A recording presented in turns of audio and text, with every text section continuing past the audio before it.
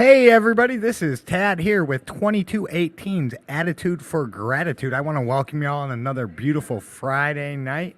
And I'm hanging out with my best friend, Timmy J. Hey, if you ever want to get at us about being on the podcast, helping with a lot of stuff like graphics, if you want to do some intro music, because we've been looking for new intro music. Yes. Or 2218 is looking for volunteers. They need all the help they can get up at the front desk. You can contact myself at Tad Ackerman on Facebook or Tad Ackerman1 at Gmail, and I'll put my number in the comments below. Otherwise, you can contact Tim at... On Facebook, you can contact me at Timothy J. Warren and just ask to be a friend, the whole friend invite thing, or personally message. I believe Tad said it, but he's going to put his phone number up. I'm going to put my phone number up. We do encourage you to ask questions right here on this live thread through the Facebook Live. But if you're not comfortable with that, just reach out to he or I personally, and we can address whatever questions you have anonymously. And that being said, like Tim kind of alluded to, this is an interactive show. So without you interacting, we can't be interactive. And as always, go ahead and feel free to use that comment section to reach out. As we've seen before, it's a great tool, and we've seen people, the people that are on there, some of them are trained professionals, some of them are just people, but they have experience in and out of these rooms, and they have some valuable, and they care about you. They genuinely do. And like I always say, if Timmy or I can't figure out a solution for you, we know someone that can, because this is a we thing. Right. That's just how this goes. That's what I was taught in early recovery, and that's what's worked throughout. Yeah, if the first person you call doesn't answer, then you just keep calling until someone answers. Eventually, someone will call, and if you get to 10 people, then you'll be on the phone all night when they all call you back. It's wonderful. Yeah, that's happened to you. You shared about that. It was in remember one of our earlier shows. Tad got around, and he was making the rounds of calling people left and right because he was doing what he was taught in recovery. He had something happen that was, I remember the situation too. But you reached out. You did what you were taught, and no one was answering.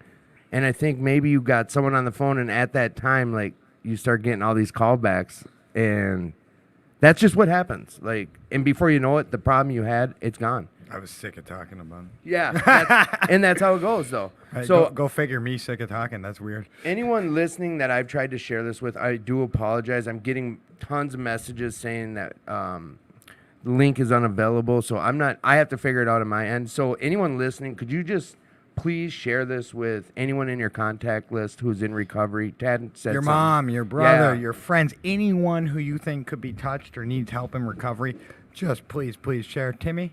Yeah. Cut the promo. Promo is here at 2218, where we get our recovery, where you can definitely get your recovery. We want you to know, as Tad said, like, volunteers are definitely needed. Financial donations are definitely needed. So if you're able to donate, Elena, our wonderful, understanding producer, she will put a link up so you can donate to 2218. This place does just tons of great for the recovery community and for the community itself. Like, we just had this Ride for Recovery. We had a concert, we had little food booths and what have you, but that was open to the public. Like, people brought their kids. There was silent auction. Like, this place does tons of good. On September 18th, they're going to have the Pat Cronin, Pat C birthday bash. Oh, that's right. But you got some stuff, should I promote some stuff? You go ahead. No, go ahead. Okay. I got something I will after you do. There's a couple things. So, hey, man, I always like if you come check out at 6:30 on any night here at 2218. I'm a fan of Phoenix, but I'm partial. Or Tuesday night, come by and check out CMA. But I was asked, so there's open women's, so this is for the ladies only, Big Book meeting at 7 o'clock on Tuesday nights. It's up in room 23. And the deal is, excuse me. Okay. The deal is, too much Red Bull. The deal is that it kind of restarted. A really good friend of mine, Beth, she was asked to restart it. And, so if you're new and you're a lady in recovery, come check it out. There's some solid stuff there. They go over the Big Book. It's a really good meeting, and we need help building that. So please come check it out. If you're not new and you have experience in recovery, they need you there too, ladies. Yes. The young ladies from the treatment centers need positive role models, and y'all know how it is when you're the only lady with experience, and all of a sudden you have to 10 to 7 girls from a treatment center. So please come out and support the women if you're a woman.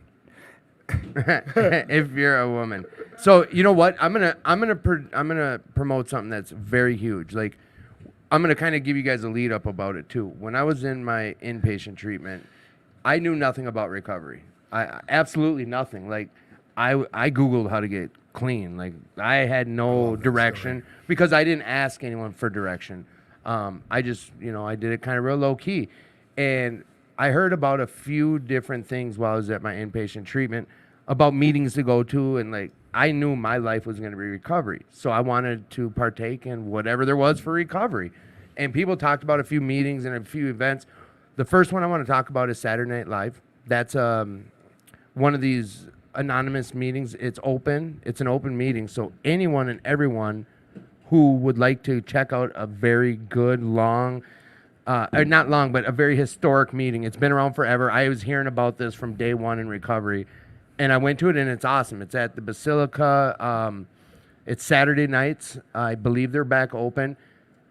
But just look into it. I will try to Google it while we're on air, Saturday so I Night can. Live? Yes and no. I believe it's back open. I believe, but I will get confirmation before this show is over. Okay. But something I do have facts about is on September 3rd, 4th, and 5th. What I heard about while I was in recovery, and it sounded like a blast, and it ended up being one of the best experiences of my life, was Gopher State. Oh, hell yeah. That is coming up. That's September 3rd, 4th, and 5th. Hey, look, if you've never been to a convention before, Yeah. just check it out with an open mind. Yeah.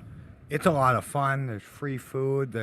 You'll meet bunches of people. Thousands and thousands of people are there. It's not only recovery. Anyone can go. Like, Yeah. that's the thing.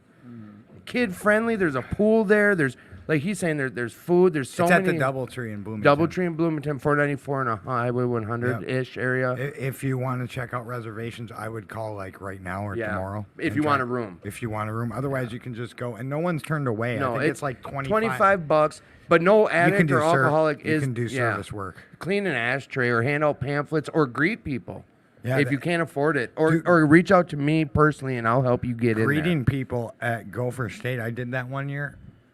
So much fun. We did Yes. it at me and Nathaniel did it at Founders Day too. Oh, and- did you? Oh, well, they put us on the door that no one was using.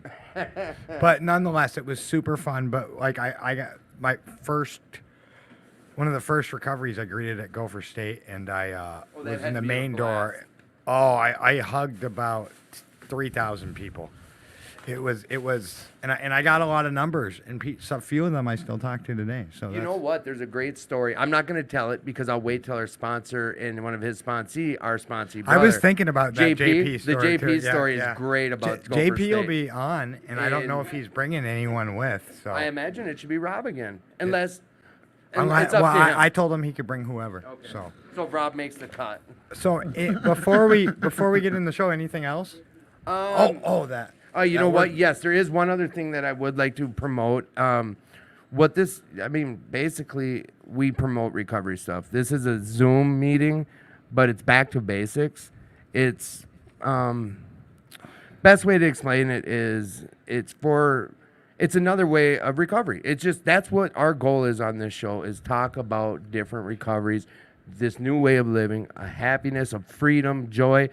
That's why we ask different guests to come on and share their experience. Like, there's not only one roadmap to the finish line. There's so many different ways of getting there, and not, we all find what works best for us. This is one of those other ways, and not other ways, but this follows one. I believe Alcoholics Anonymous.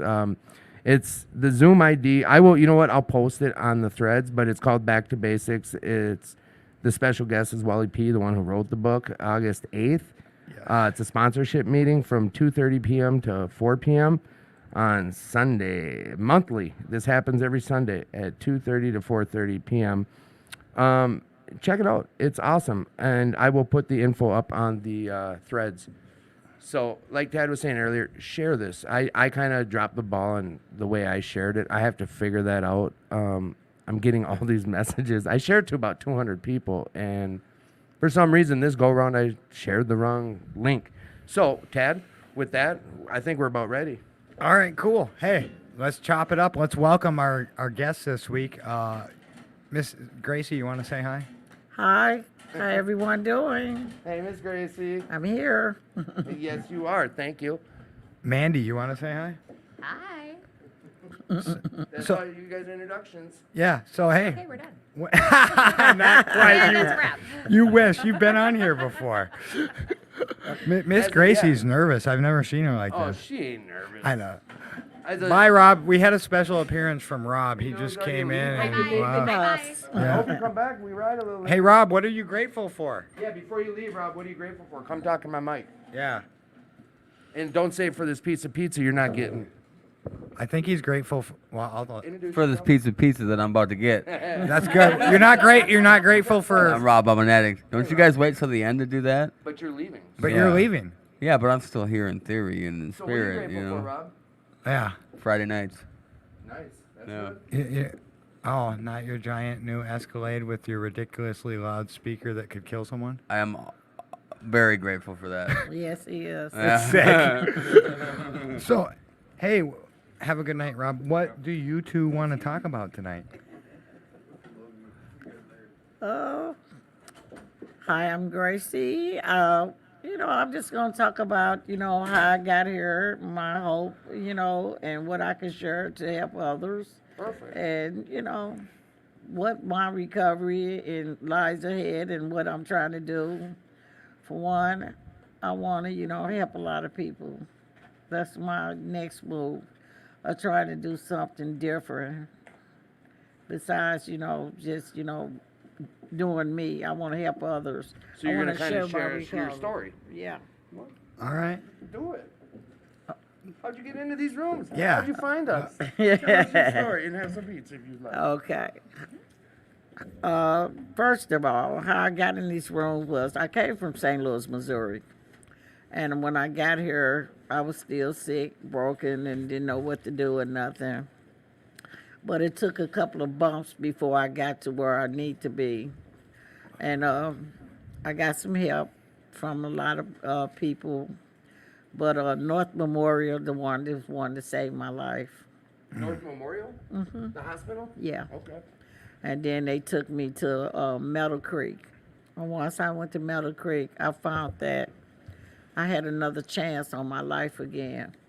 And, some things just, it was just time for me to do it. After, you go through 3 ODs and, that's not good.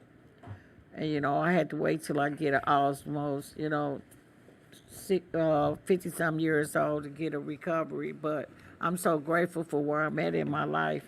It takes time. And, I try to tell a lot of people, the newcomers that come in the room, it's just not going to happen overnight, and you just can't, come in and, walk back out the doors because you're having a bad day. Because you're going to have bad days, people, because you're going to have death in your family. You're going to lose plenty of your friends. It's just going to be bad, but you just got to know how to cope with it. But the main thing is you got to get a sponsor. You got to get some people that's in recovery that's going to be there for you. And, some things just don't change unless you change it. And you got to change you and inside of you or what you're thinking and how you're feeling. Because if you don't change that, your recovery is not going to amount to anything. You got to be real with yourself. Not lie, play games, A lot of, when I first ever tried to go to recovery, it was just like a game. But Right. now, I take this very personal and very serious with my recovery. And, what matters to me is it matters that I could help the next person to stay sober. A lot of times you get close with people in recovery, and it hurts so bad when they go back out there. But you don't have no control of that. Only thing you have to do, you got to keep yourself safe to make sure you don't fall. But I don't, I'm the type of person, I don't throw anyone away. I just, be there for them, but I be there for them at a distance. You can call me, I'm going to answer my phone, I might give you a plate of food, do anything for you. But I have to keep my distance so it won't, affect me. Because I got, you get in recovery, you get close to people. Don't, I always say you're not going to get close to someone. Yes, you will. Yep. It's And it inevitable. happens. And, it happens to the best. And it hurts when you see them go back out there. And that's why I am in this part of my life that my recovery comes before anything. I cannot change what I did in the past or what happened in the past, but I can change the way I think and live now. And me and my husband is in recovery. And it took us a little time, but we there. And one thing I do, I let him do his recovery and I do my recovery. I was just gonna say something about that because your guys' recovery are very different. Yeah, yes, it is. You are everywhere, and And he shows up. if and he does his own thing, but you're everywhere. You're in Right. the streets of recovery, so to say it. And if anyone ever needs anything, all they got to do is call, and you're there. Right. Yeah, I'm not texting people. Look I'm writing down a list while you're right. I didn't want to interrupt anything because I want you to keep telling us how you did it.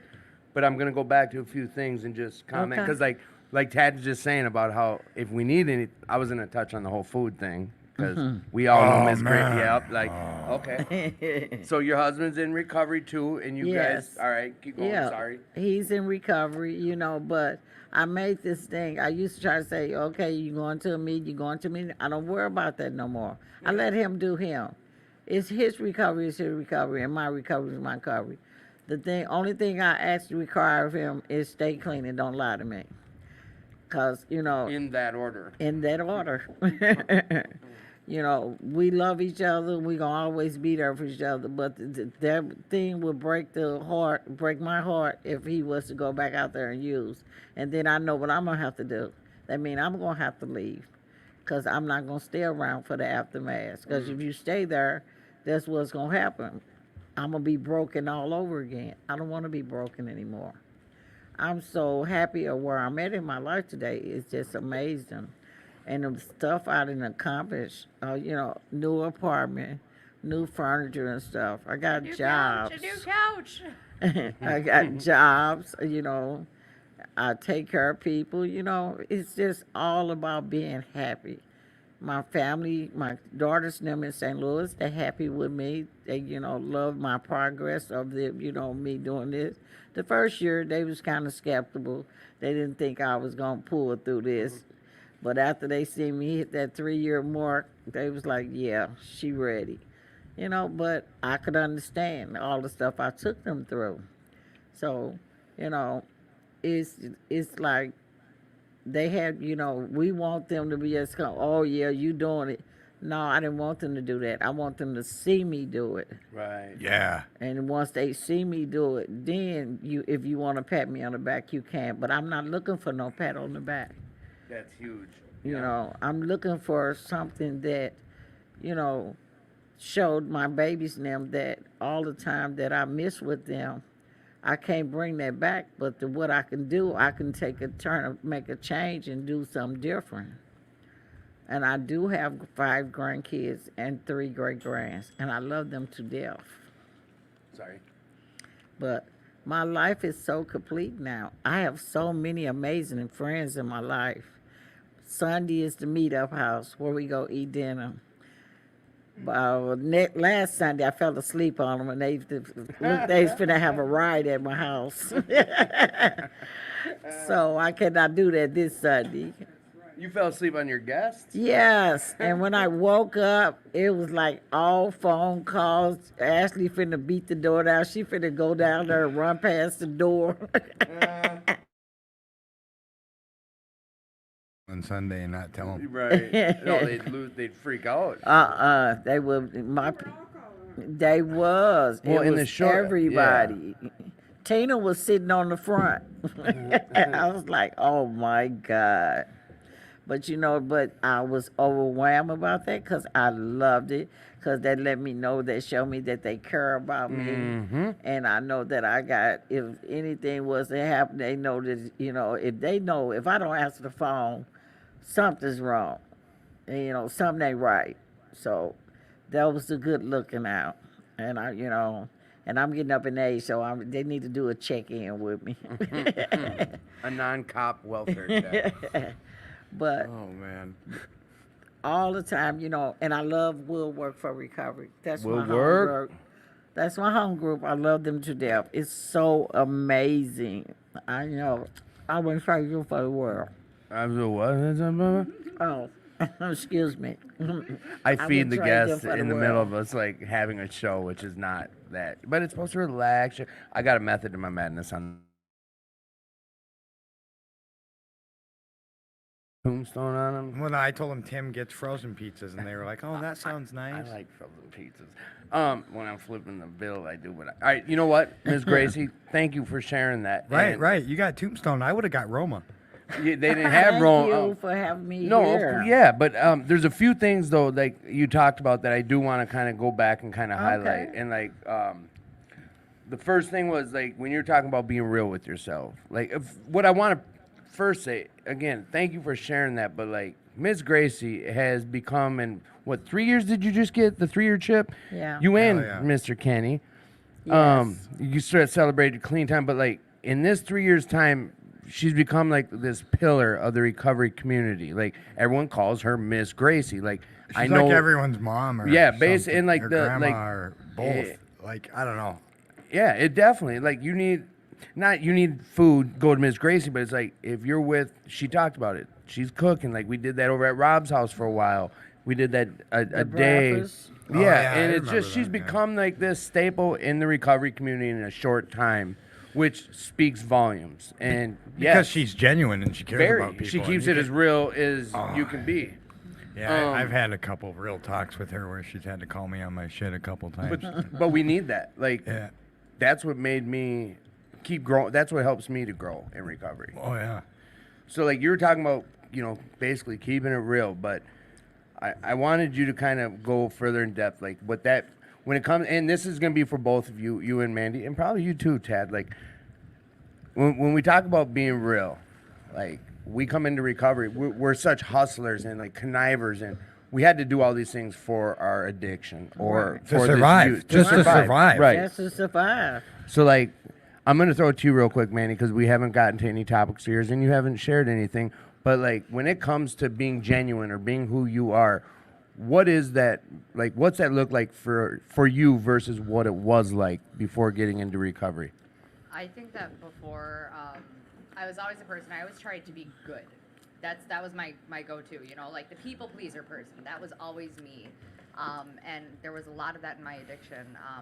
I had a conversation just the other day about, when you can't serve from an empty vessel, right? So Right. if you're giving Right. and giving and giving, and that's what I was doing in my life so much. And a lot of it was to avoid my own crap, right? Because if I'm sitting there in everybody else's business trying to help them, then of course there's no issues. But the way I explain it, it's like if you can't serve from an empty vessel, do you think the Kool-Aid man could break through the wall if he didn't have his liquid in him? Nah, he'd shatter, right? It's a good analogy. Did you catch that one, Tad? I That was was talking about good. that on Wednesday. So thinking about that. So I've been trying to fill my own vessel, and what's the question again? I'm getting off. I got Just what excited it about was Kool-Aid man. when it comes to being genuine and being real with yourself and about keeping it real. I think of that Dave Chappelle, like when keeping it real goes wrong, but keeping it real, like nowadays we try not to lie. We try to be genuine.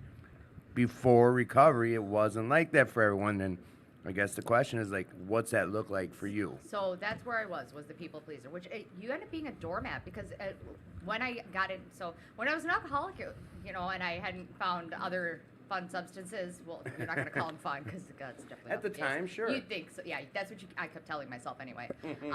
But as an alcoholic, I isolated, you know, Right. so I mean, I Okay. just had my little fortress of solitude.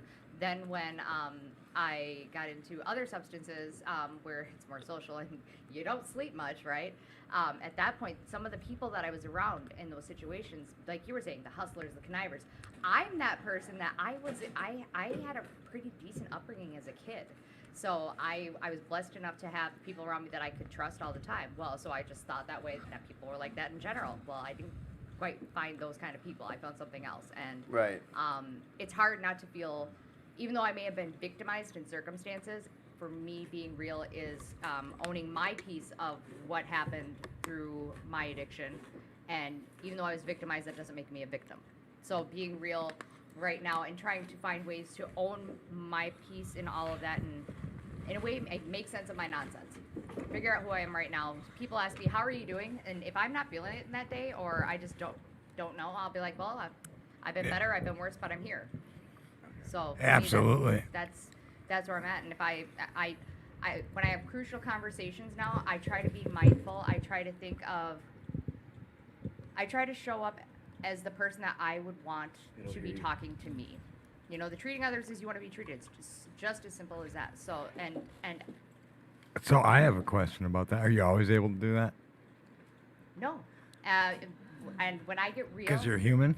yeah, exactly. The progress, not perfection thing, and that's another thing that I'm working on too in my realness is knowing that, you know, I have to be okay with, as long as I'm continuously trying to do the next right thing, I should be okay with that. Even if I try something and it doesn't go the way that I want, it's not my way. You know? That's What? it, all Wait, over. wait, wait. Mandy doesn't always get her way? Well, I'm not saying that. But Oh, okay.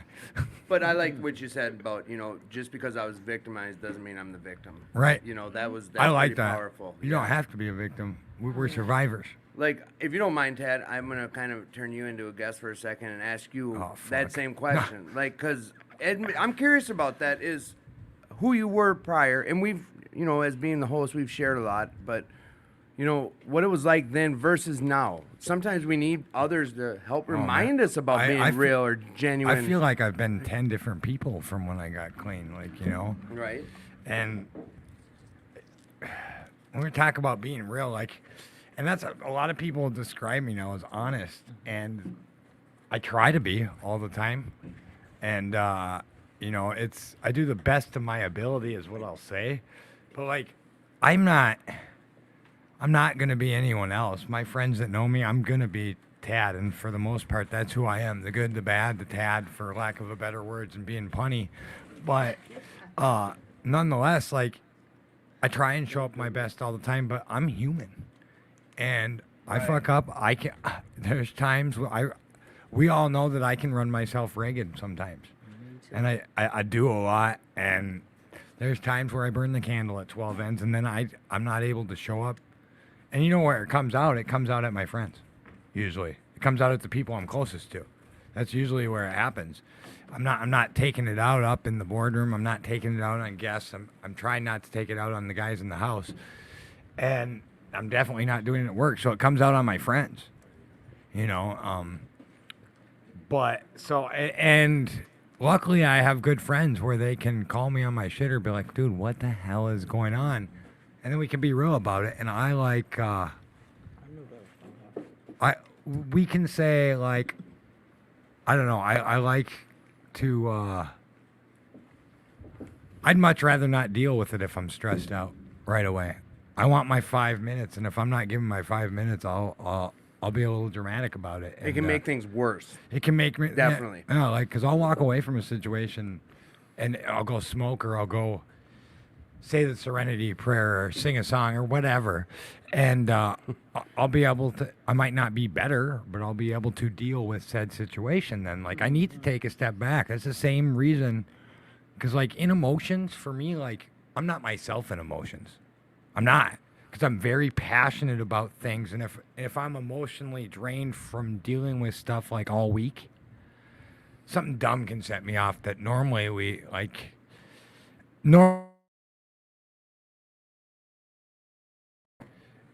Everyone in this room has probably seen that before from me at some point, and Well, on what you're saying, Tad, real quick, is you're right, because I've seen it firsthand. The more I've getting to know you, is like, but I'm also learning that, like, there are certain people, like, if we notice that, hey, this is like a situation, like, if I don't recognize it right away with certain people, like, give them 5 minutes. In my head, because I might not need 5 minutes, just like you're saying, just because you're victimized doesn't mean you're the victim. Like, I forget that, or I don't realize it. So right away, I'm in your ear about something that could make it worse. you're different. Like, the big shit doesn't bug you for some reason. But that's not what we're talking about. What I But no, you're just an unusual guy. I love you. But I also, you see what I do, which isn't really fair to situations, is I will bring up a bigger, badder situation, be like, hey, this is going on right now. You really think this is that big of a deal? But I used to always look at things But like, that doesn't mean it's not that big a deal. no, to that but I person. used to always growing up, like, I don't know if this is just in my nature, but it was always like, there's always something to look forward to. Like, there's always something to be looking forward to, and that was even when I was a kid. Like, whether I'm in the middle doing something Right. fun, like, there's still gonna be something else good, and I don't know how to incorporate that, but you know what? Thank you for what you shared, because you help. The only way certain people will learn things about each other is us sharing. Like, Oh hell yeah. the only way I know about you is for you to tell me. I can't assume, because then that causes problems. We've already got a couple questions, and thank you, audience. yeah, Keep we them do. coming in. Do you want to tackle it? For the first one is from Brenda, right? You said okay. Brenda writes, "How did you build your support people and friends when you first got clean, Miss Gracie?" First, I had to go to, I went to New Way. And when I went to New Way, after I left Miller Creek, 3 hours, I went to New Way. And once I got to New Way, they showed me a whole new way of recovery, and I had to learn. I had to start from scratch because I didn't know nothing about recovery. I didn't know anything. I didn't even know how to figure it out what to do. But once I got with an amazing counselor I had, her name was Galen, she just, walked me through everything. She made me a better woman, a better person.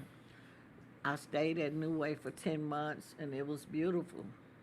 I learned a lot from, we had like about 18 people in our group, and I learned a lot from us. Everybody had a different experience, but it was all the same. For me, it's like, it took me, just to think about what I really wanted out of life. I know all the time what I really wanted out of life. I just at the time had got caught up in the rafter with the selling drugs and getting high and stuff. I liked that fast money, and that fast money don't work. Never No. does. Do you think, and I ask a lot of people this, but like at New Way, just your treatment, I know you were probably in class with some people it just didn't work for, or they went back out. Like, we are always around We that. lost many of people. So in do you and think it out. worked so well for you just because you wanted it so bad and you were ready to take suggestions and listen to people? Or why do you feel New Way or treatment was so strong in your recovery? Because I wanted it. Bottom line. Bottom line, I wanted it. And I know I needed that. Right. And it's nothing that could, once I got to New Way, it's nothing could, turn me around and none of that. I go there every day. I never missed a day when I was there. Right. I had a medical cab, ride there every day, ride home every day. Never excuse to miss. Never excuse. But you wanted it too, right? Yeah, I wanted it so bad because I seen the light once I walked through them doors. I know I was like, and my counselor always asked me this. She said, Gracie, what do you want out of life? And I told her I wanted to be bigger and better than what I was, and I wanted to help people. And all my life I've always been a caretaker, so it doesn't bother me about taking care of somebody or being there for them. I have to be clean. I don't have to be, lie, scheming, conniving, or doing something I don't have no business to get what I want or use other people to get what I need. It's not like that anymore. It's genuine. Yeah, it's beautiful. It's a beautiful thing being in recovery. You just gotta want it. Yeah, there's a few things I'm gonna go back on when you were sharing your story. One though is a funny story I want to share if you don't mind. So Miss Gracie was getting her clean time at Will Work for Recovery. We've had Paul and Carolyn on. We advertise or we promote Will Work just as much as we do 2218. They're really huge in the recovery community. But she was getting her clean time, and like a lot of places say, like, you get 2 presenters, which what that means to people not in recovery who are listening, because there's quite a few people we have listen that don't come to these rooms. But what happens is someone gets recognized for a length of sobriety or clean time. They get a coin, a momentum or memento that you hold on to that represents that time. So she got hers, and her husband shared about how this journey's been so well. I think another family member, or My sister. her sister, her sponsor, Ashley. I mean, a lot of people did, and then this guy named Justin. This guy Justin, who's in my goals group. He's this old ex-con, older white dude who's got a couple years of recovery. He's doing the deal. But he stood up, tattoos all over from head to toe, and he's like, who would have thought that this ex... You tell it. Do you remember what he said, right? He said he would never thought that, he said, he been in jail and everywhere. You meet a lot of people, but you never know who you're going to end up with. And he say he never thought he would be a little old black woman. One of his best friends now. One of his best friends in recovery. It was cute the way he said yeah, it. being there put better justice on it. But basically, like, look at me And he and was one of my very sincere about Oh it. yeah, He tears had and all. tears. He's- We cry together. That's how this works. And that's the thing I say about, everybody in recovery. It was so amazing. I had a beautiful birthday. They made my birthday so beautiful. They made my recovery. It was just outstanding. I was so overwhelmed them 2 weeks. I was like, okay, I need to take a rest. Well, and that's the other thing. Like, the question was presented, and thank you for that. Like, how'd you get connected in early recovery? And this is the aftermath of that. Like, you making all those connections. She's at 3 years now, and it's a 2-week celebration on her recovery or birth. That comes when you have that big of a community. So that kind of goes hand in hand with the benefits of making those connections. Oh, she's Ask her that question. Oh, all right. I think, yeah, right? What is considered? Oh my gosh, that was a different question. How did you build your support people and friends when you first got clean? How did you find your people, Mandy? So I actually my first rodeo with recovery, I went back out and I did some research after that, but I ended up going to New Way too. I met some fantastic people there, and I got into meetings, and when I went out and I did more research, and it of course went the exact same way that it always does, bad. Research. What do you mean? You went back out and I went used back or out, drank or something, whatever? Yep, Okay. I went back out Okay. and used. I know what it means. I just some I people know, might I not. know, I know what you're doing. Yeah. For I almost called them viewers. I had to keep having the experience until I learned the lesson. Is what I was Great doing. way Ah. of Is putting what it. I was doing. I like Great. that. Because it'll continue to be an experience until the lesson is learned. Mm-hmm. So I had met a ton of great people, and I saw how they networked. And the two places that I saw that the most were here at 2218 and at Will Work for Recovery. And it's funny, as I'm sitting here with two of the people that I met, one was through Will Work for Recovery, one was through New Way, and and when I had to come back into those rooms. I remember the first day I met you. It was here, and it Oh, was at Lord. 2218's last pig roast.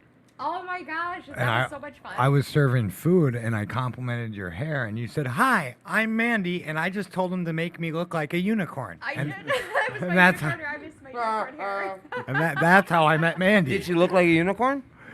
Sure, but I've never forgotten her since then. I've never forgotten her. And it's those personalities, the weirdness, finding your soul tribe through that. And for me, when I went out and I felt I was lost, I was alone. I realized everything around me was toxic when I went back out there.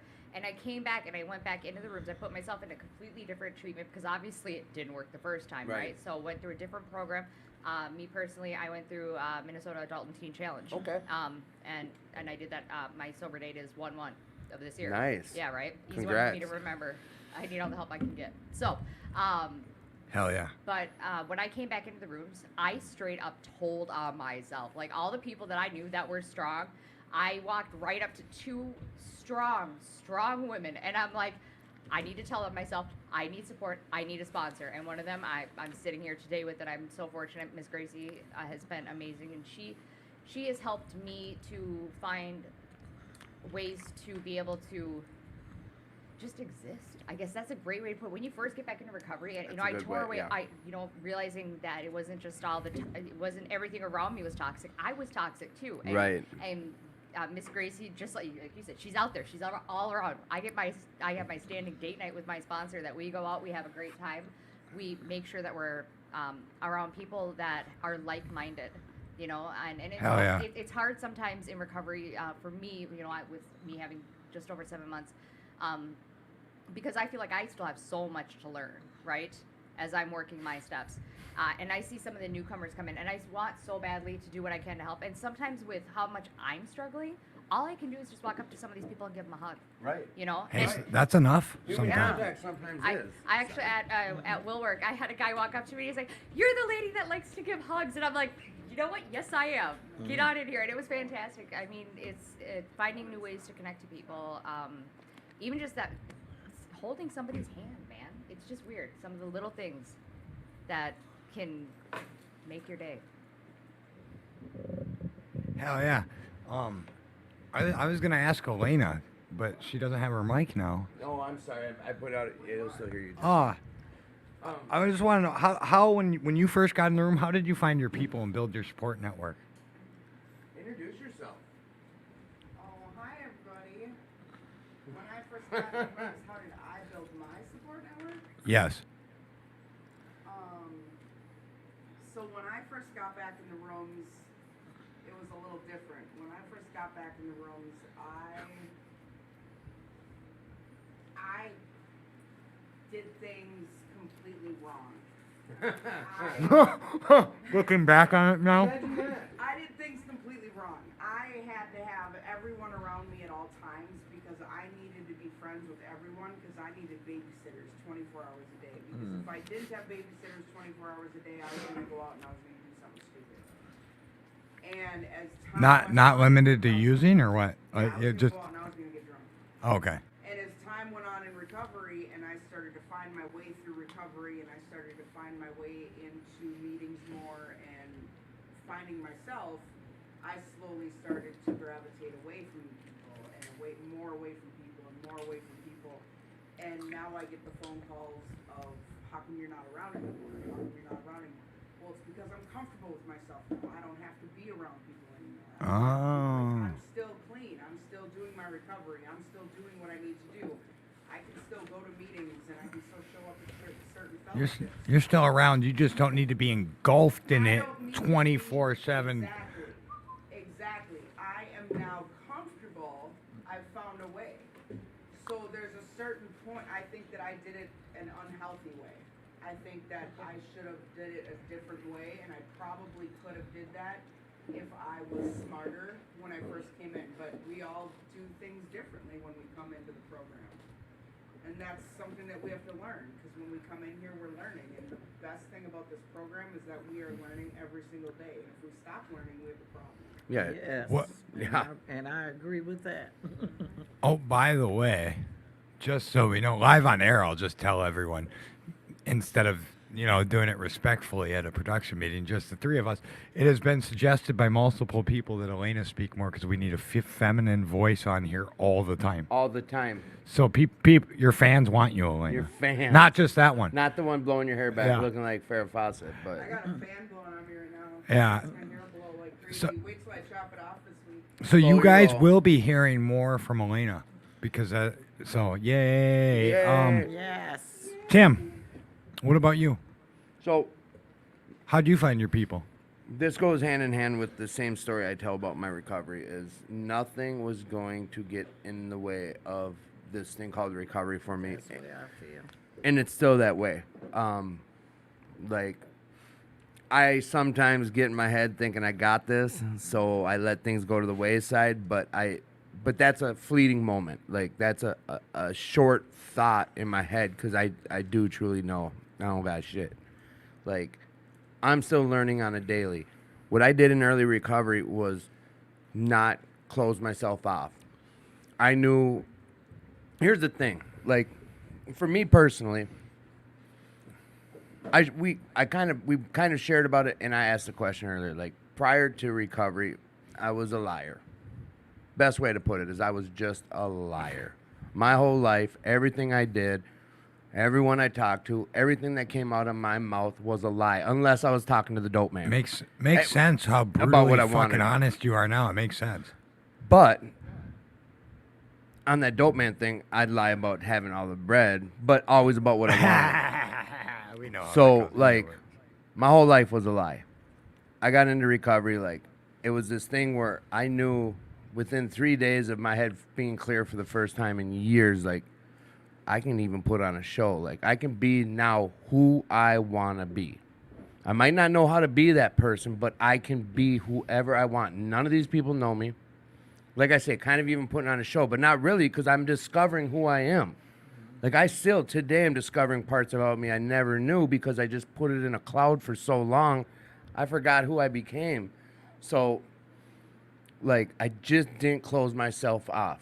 And Ms. Gracie touched on it, and I have this written down, like I was going to go back and bug you about it, but, like, and I learned hard lessons on opening myself up so much. Like, I became friends with anyone who wanted to be. I brought anyone in my inner circle, whoever looked like, yeah. and I didn't know what real You work were- in you- recovery looked like. And you weren't able to tell. I didn't know the difference. Yeah, Some yeah. guy who just showed up at the meeting, they must want recovery like I want recovery. Or if someone's at a recovery place volunteering all the time and they're always there, you just assume, I assume, yeah. Yeah. So I didn't know, like, that been there. no one had set me. I got my sponsor before I got out of treatment, but like I didn't meet with him but once a week. So he didn't have that conversation like, you're going to lose people in the program. Like, no one sat me down and gave me them hard facts like you shared about at the beginning. Like, in this You program, didn't get an instruction manual? no. Oh, man. No. We And all no one got gave me the fix-it pill. I never got that We pill. all four of us got instruction manuals. You must have got left out of that meeting, Tim. So the thing is like I just didn't close myself off. I stayed open to every experience that was coming my way. And yes, I got burnt. I buried people. People got over on me. I borrowed XYZ and Oh, never got it man. back. But you know learned what? some lessons, I learned lessons. and you still I'm still here, and you're still helping people. and I still got the same recovery date. I was- Like, and it- you still help and people. it's- You yeah. didn't say fuck people. no.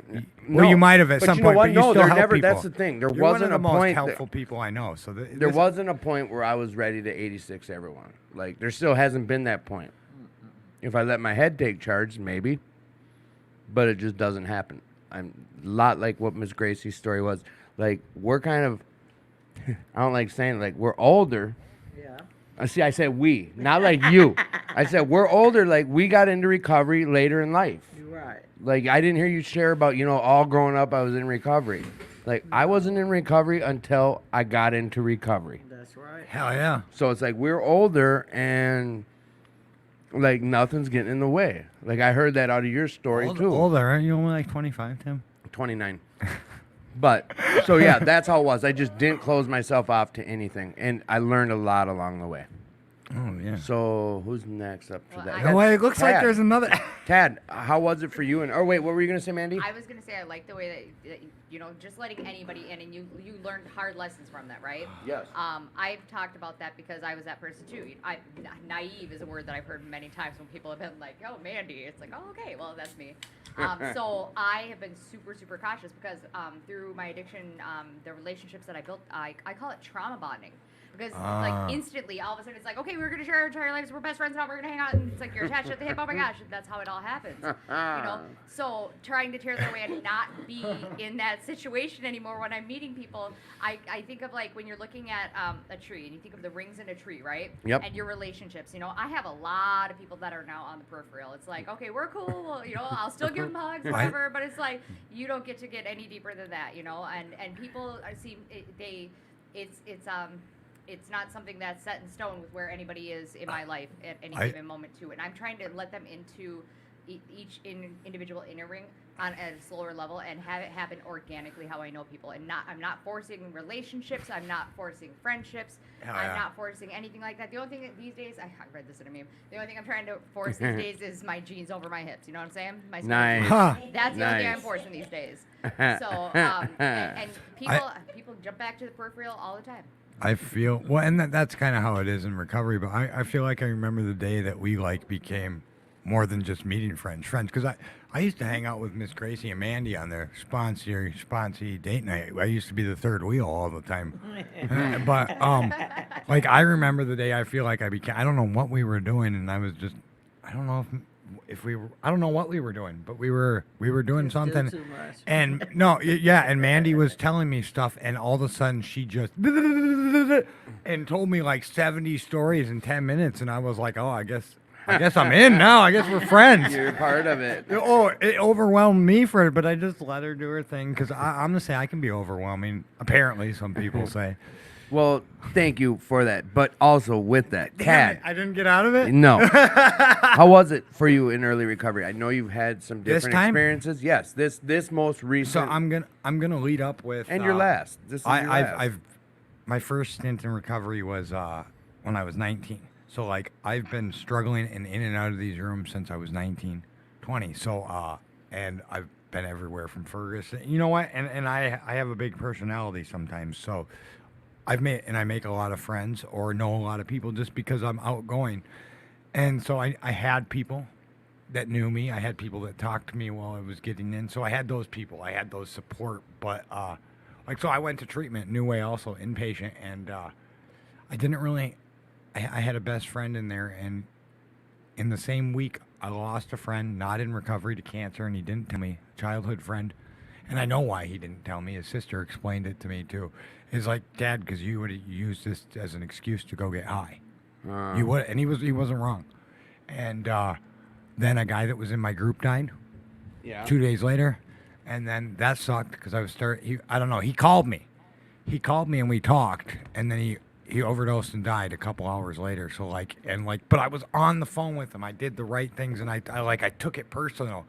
And my counselor's like, Tad, you were a good friend. Had you had different information, you would have acted differently. You're a good friend. Right. And I was stuck on this, but he called me and we fixed it and we had plans, and he wasn't going to use tonight, and I was stuck on that.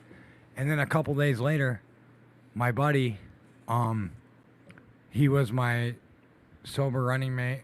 I call him my brother now. He left.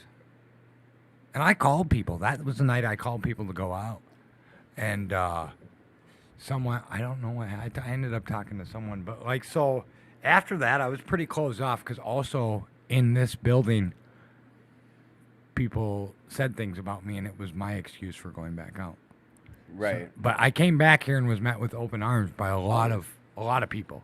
We don't close our doors on our wounded. We don't shut the door on our wounded. So we I- don't cheat them out of their bottom either. So I had support, and so what I ended up, I didn't hang out with a lot of the guys in treatment. Like I was there at the end of the night, and sometimes when I became a senior peer, I was a leader in the house. So this was right into your last. Yeah. Okay. I was in there for like 90, 100 days.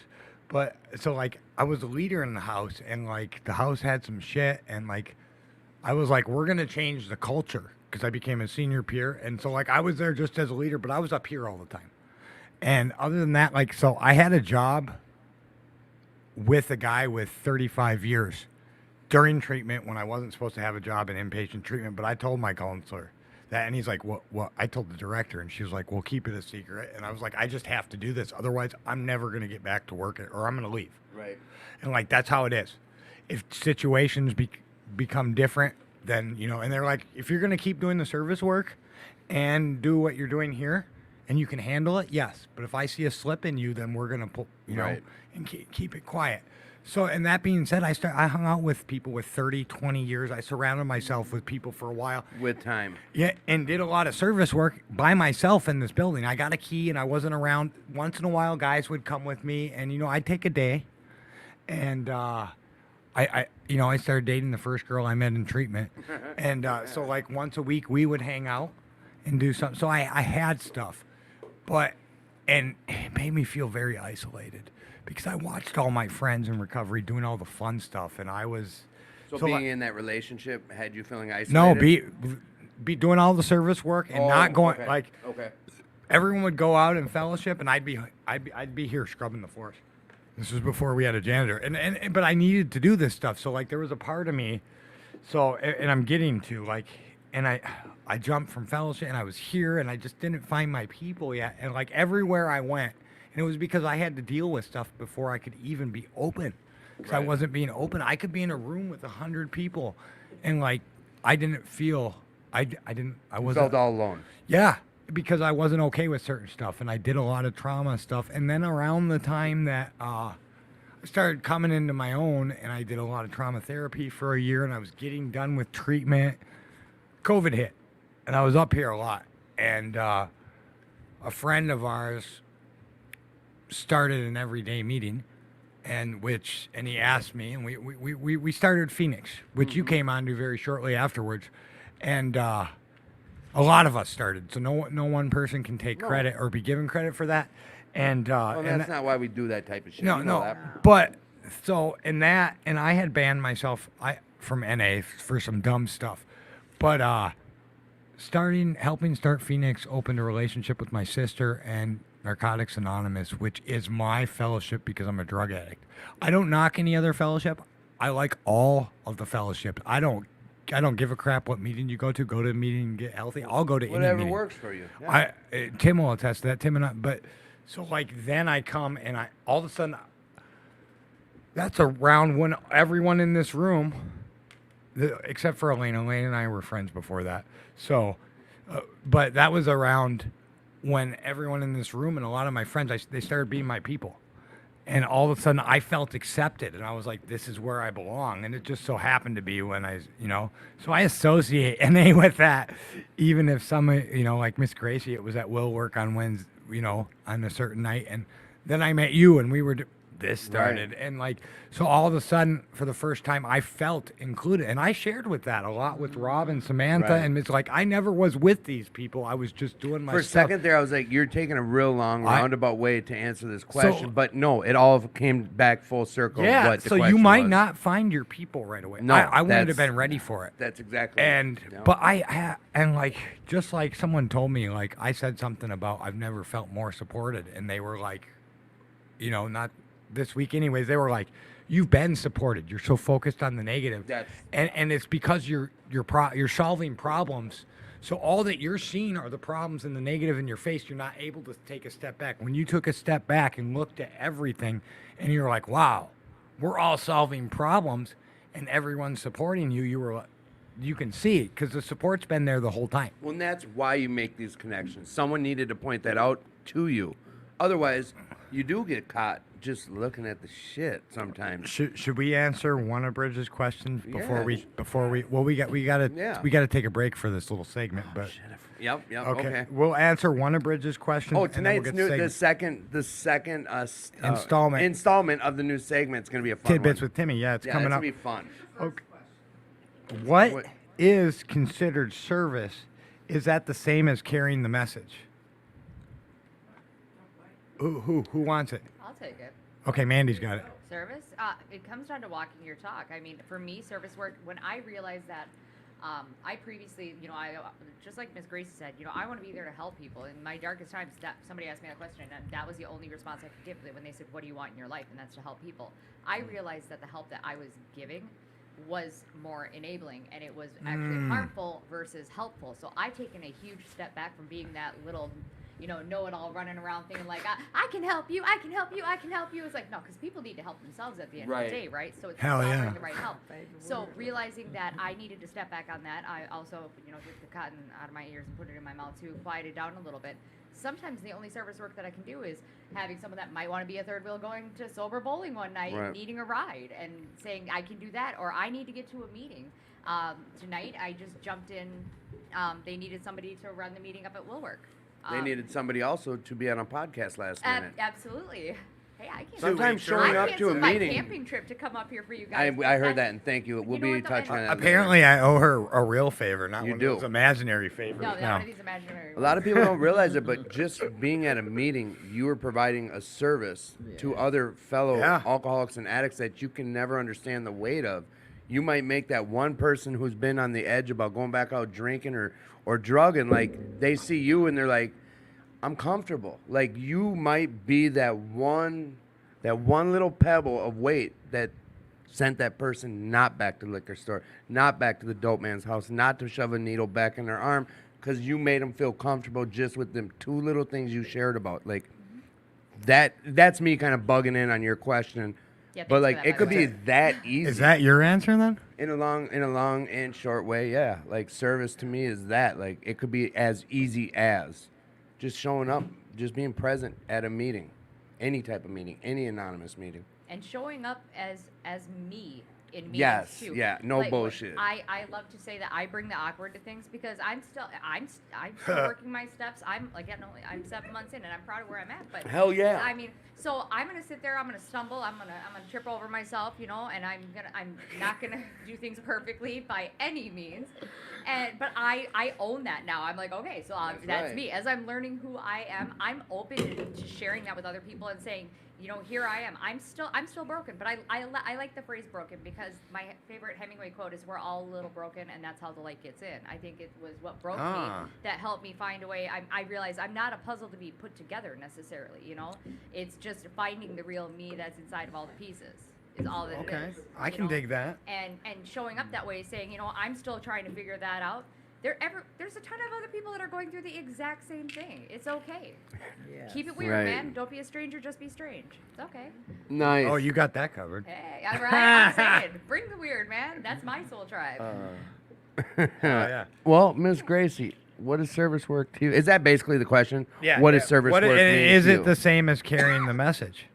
I think it's one in this. All right, no, go ahead. It what can what, be, in what my do you opinion. see that as? Like, What I see is it's like carrying the message. I think it is a little with me, cause I can be there for you, and I can quote you on if I need some help or what you need, or I might not could, you know, have everything there for you, and I might not have the right answer at the right time, but I can give you what I got, and you can work with that. But speak on hell it. yeah. Isn't not that go- the message itself, though, I'm right? not gonna tell you nothing and make you a promise that's something I cannot do. Right. And that's one thing I don't do. But if I say I'm gonna do it, I'm gonna do it. You know. You wouldn't ask someone to do something that you're not willing to Right, in that order. do. Right. Hell yeah. And I go overboard sometimes. Some days I'll just be out of it because I go to work and then I come right in and go right back out the door. I'm just like rolling. You know, my phones stay on all week long, all night long, because you don't never know who's gonna Right, need right. you. People need you 24 hours around the clock. Anybody might want to call and talk. I So that's what I get out of it. Huh? You should turn up your ringer. That was Oh, one hell no. time. One time. oh, That was one time. Y'all got me, but y'all won't give me no more now. Elena, you got anything on this? Yeah, I do. Okay. I do. I do have something on this about carrying the message because I hear a lot of people tell me that they can't carry the message because they're not at step 12. Oh, that's bullshit. In my opinion. And In my it is. opinion. I'm not gonna say it's bullshit, but it's bull donkey. Because Oh, okay.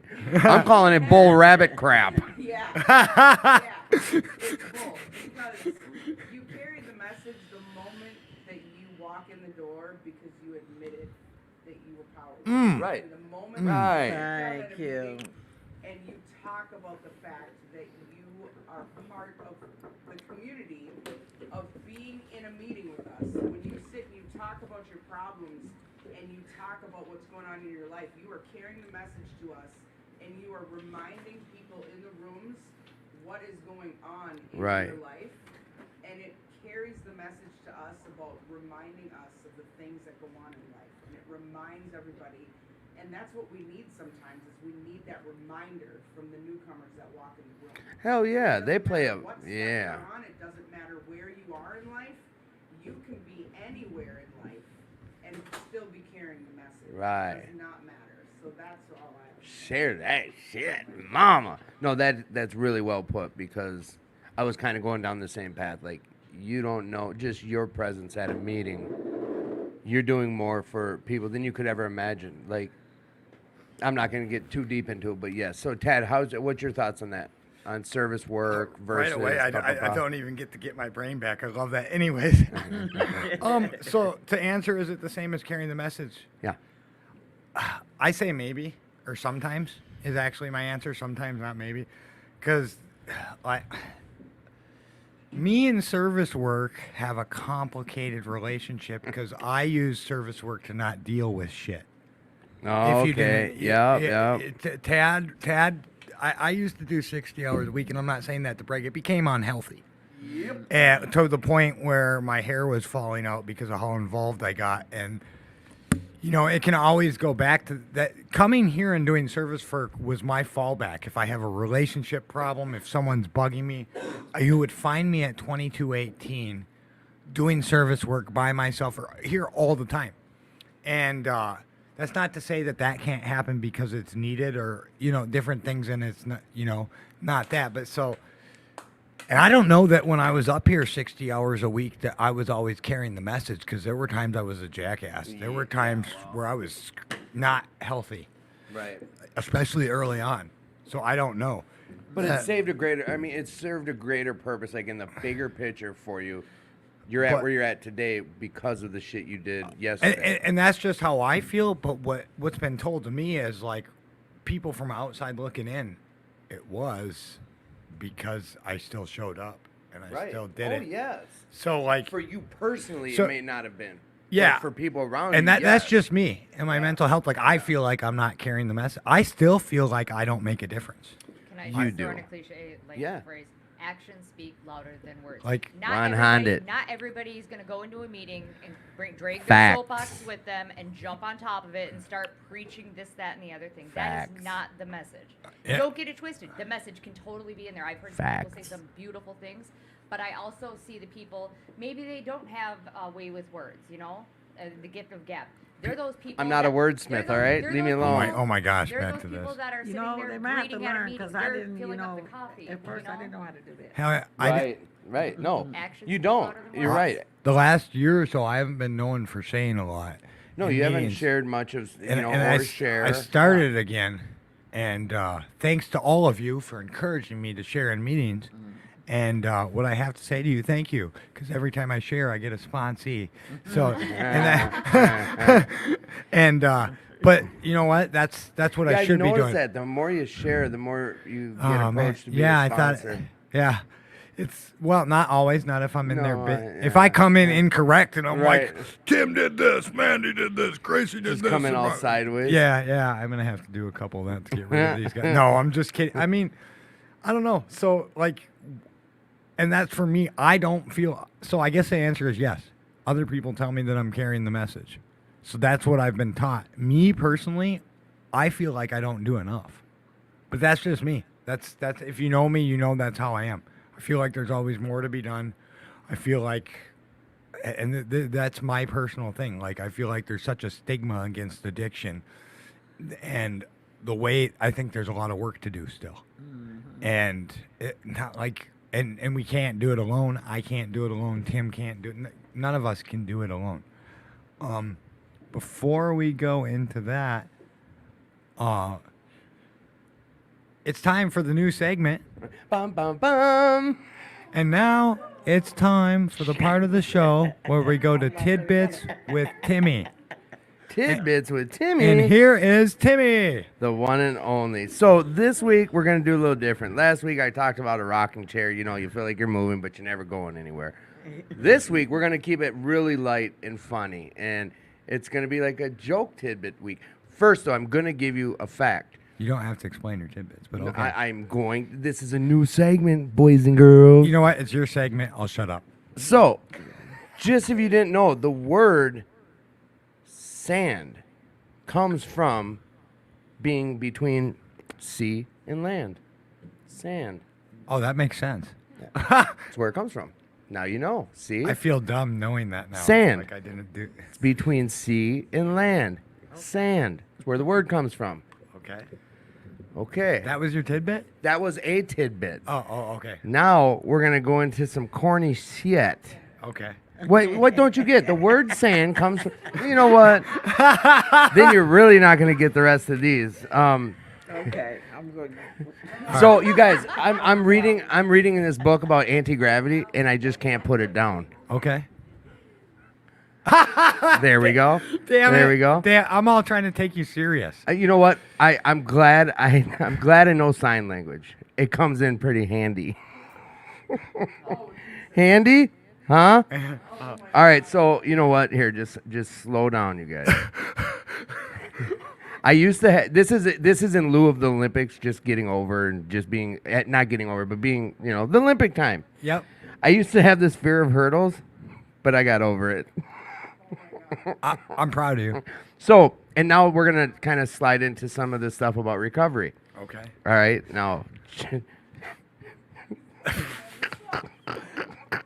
I was gonna ask if you were talking about 13 stepping, but No. You know what? No, we're not gonna. But did you guys hear about that guy this guy he had his left arm and his left leg amputated?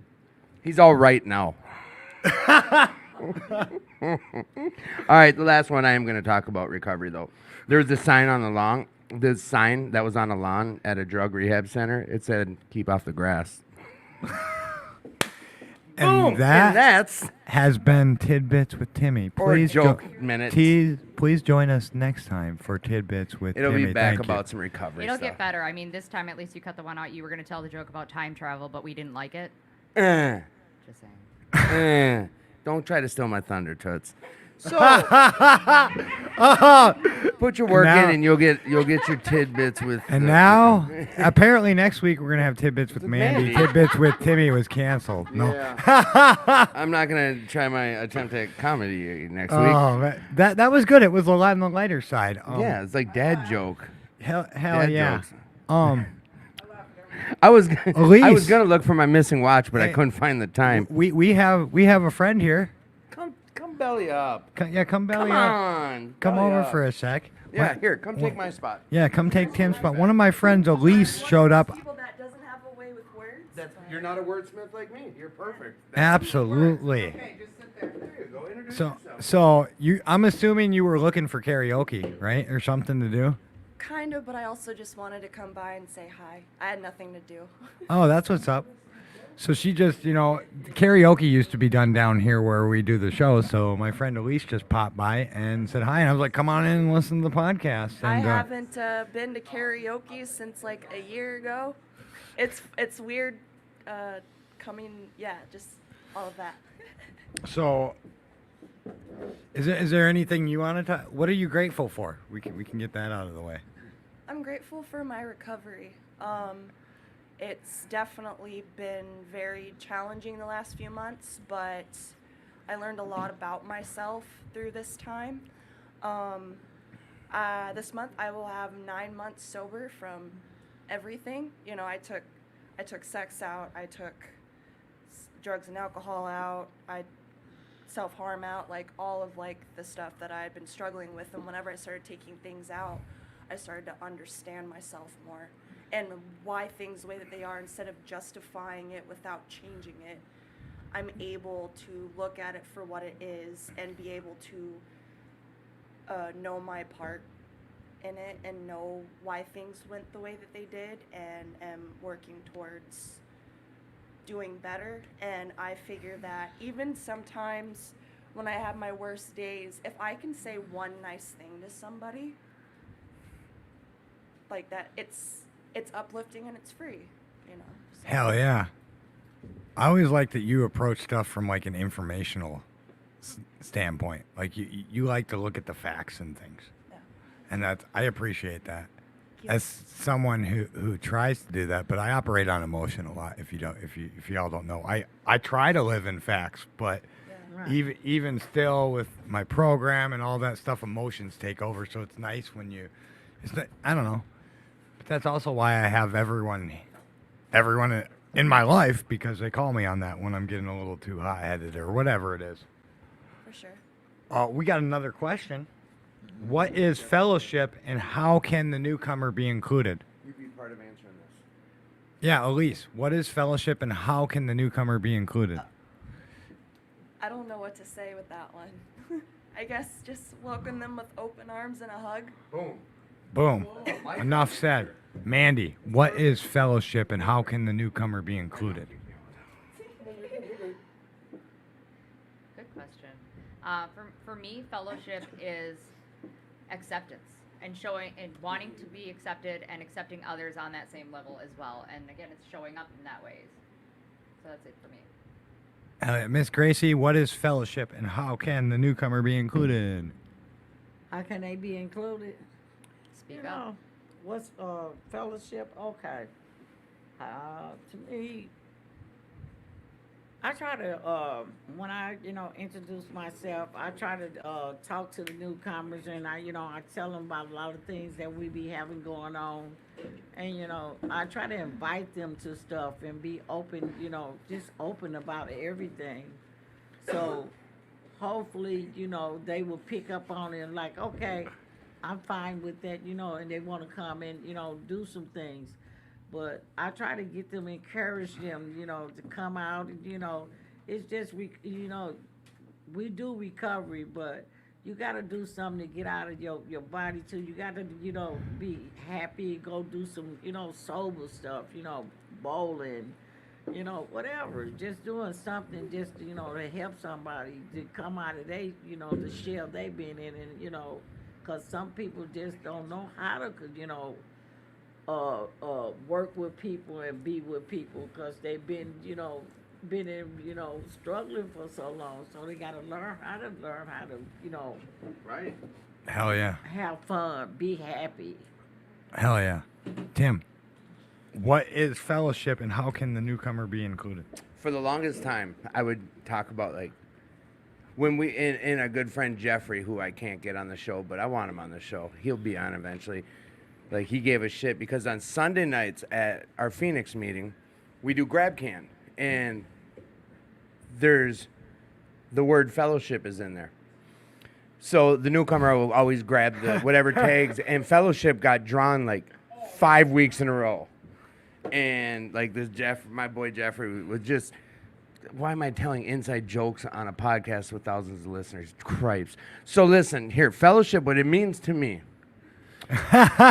This program, and I used to really be big about sharing about this in early recovery because it was so monumental to me. Okay.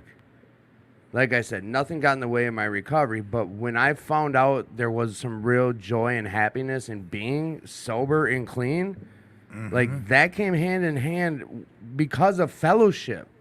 Like a group of people took me out and showed me fun.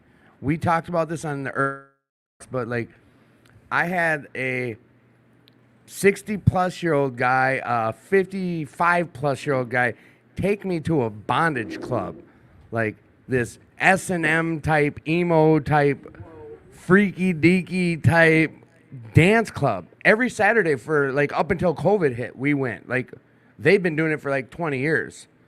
Like, and it was a blast. And we've taken like Rob, we brought him. He lasted about 10 minutes before he got all uncomfortable and left. But like I've been showing so much fun in recovery. Like there's people who are still out there struggling and they just don't understand like life can be fun again without getting fucked up.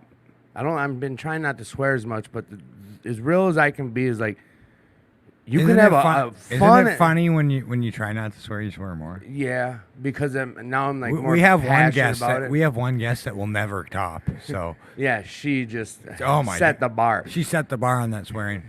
But that's the thing. It's like there's no way anyone could have explained that to me that, hey, Tim, your life can be fun. You're going to get into this. You're going to stop doing what you've been doing for so many years. You're going to stop doing what you are pretty sure is the only thing that can make you feel again, and you're going to go have fun. I was like, bullshit.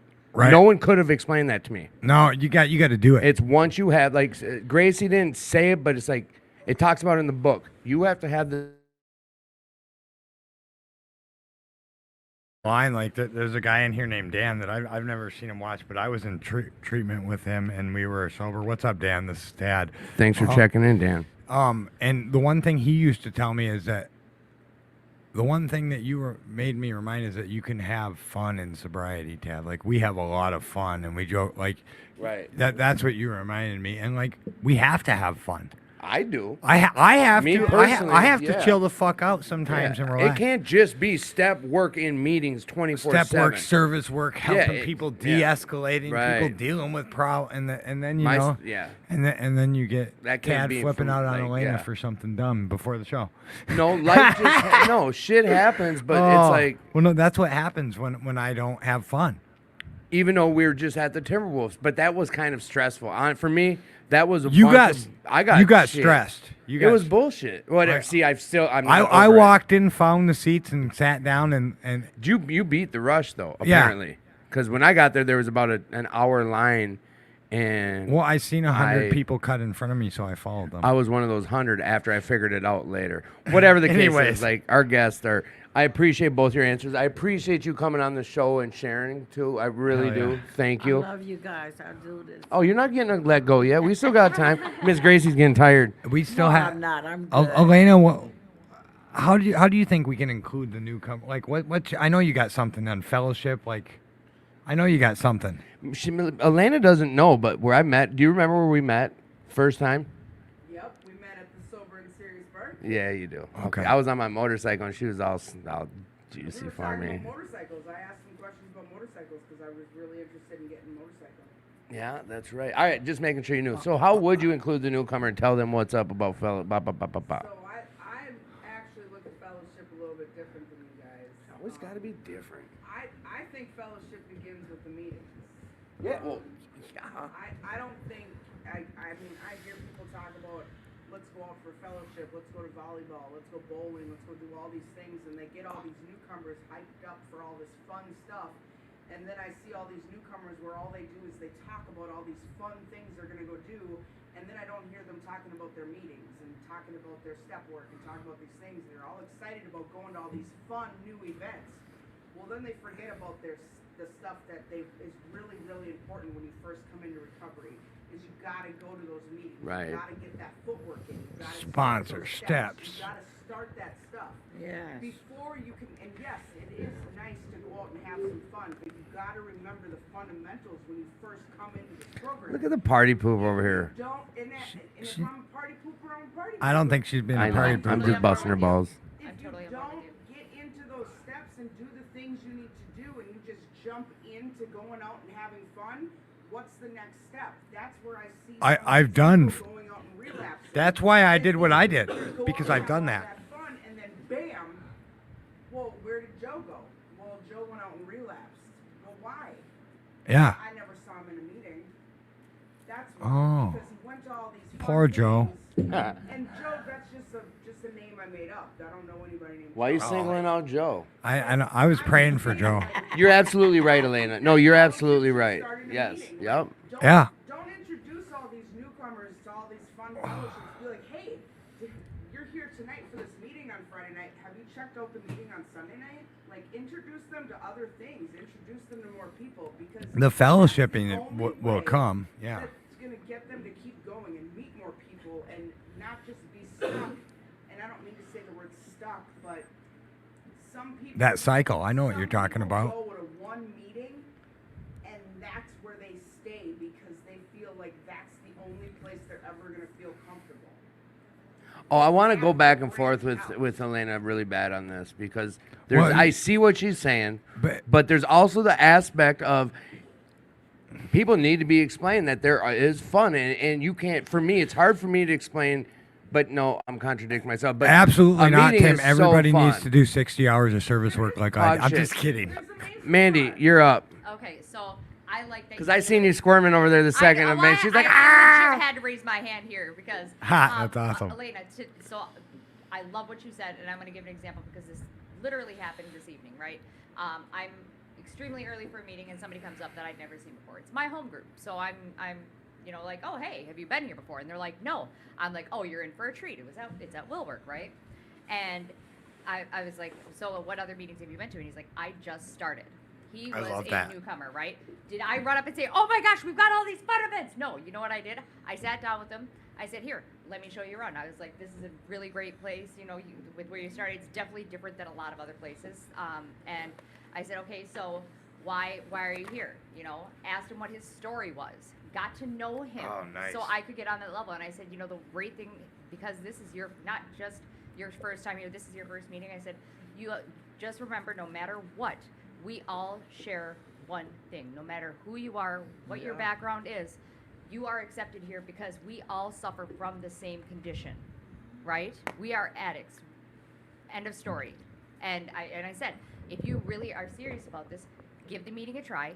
if you like it. There are tons of people here that have been here for a while that are going to be a great service to you that you can utilize to get through the program. So if you like the way the program is, you like what it has to offer, you can reach out. And I said, if you need to get connected with people so that you can get a sponsor, so you can work your steps, so that you can see the promises come true as you're going through this. You know, I have people, just because I'm not the person, it's not what you know, it's who you know, and it just like any other relationship that you have, finding the right people, the right relationships in meetings, in fellowship, if you will, to help you work your program. That's how it all works. And that's what happened tonight. And I gave him a hug and I said, welcome. And I said, I hope you come back.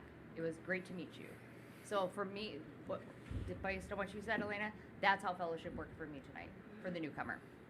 The only thing I would add is this. No, Dad. Is the second part? Yes, yes. No. Dad. No, The Dad, answer's I'm always sorry. yes. No. I mean, that's funny, but is how can the newcomer be included? Is like, so, you know, I'm just going to tell a story, and Tim knows this story, about how I used to think Rob and his friend hated me, and they walked by me, and guess what? I never fucking introduced myself to them. They'd go out to fellowship and shit. I never asked if I could go with. So, and I've seen this with other people too. So I introduced myself to him. Rob's my sponsor, and the other individual, I give him shit about that. Like, because one day I had a beard and I shaved, wore a polo, had a haircut, and had new glasses. boy. And they didn't recognize me. They walked right by me, and I gave them shit like, "Oh, this is just like back in the day when you guys ignored me and you didn't like me." They're all like, "Shut up, Dad." But so, and that wasn't them. Of course they weren't going to fucking talk to me. I'm sitting in the corner glaring at everyone with my arms crossed and looking unapproachable as hell, like I am right now. Right now. Like I am exactly right now. You know what? When people be doing like that, when I be at the meeting, when they be sitting over there. Oh all yeah, to you got themselves, people like you that come and talk Yes. to us. Yeah, Miss Yeah, Gracie's when they good. sit like that, I immediately go there. How So- you doing? That's like a magnet for Yeah. you. Yeah, that's why I used to avoid Miss Gracie. Yeah. Early in recovery, I avoided Miss Gracie. And no, I no can bo- tell. There's people that don't make eye contact with me purposely because they know. They don't Like, want you to- know my yeah. energy, especially Yeah. at some of the 6:30 meetings. I come in hyped. Just Oh hell yeah! hyped. So if you ever, you know, a lot of times they'll ask, but if you ever feel like you don't have enough money, you're not cool enough or whatever, just go ask. And Yeah. most Yeah. 90% of the time they're gonna say yeah. If they tell you it's an exclusive club, you know what? You don't want to hang out with them anyways. 'cause- And here's a good thing. Rob always says this too. It's like, and I've heard others, like if you're gonna tell me you're nervous about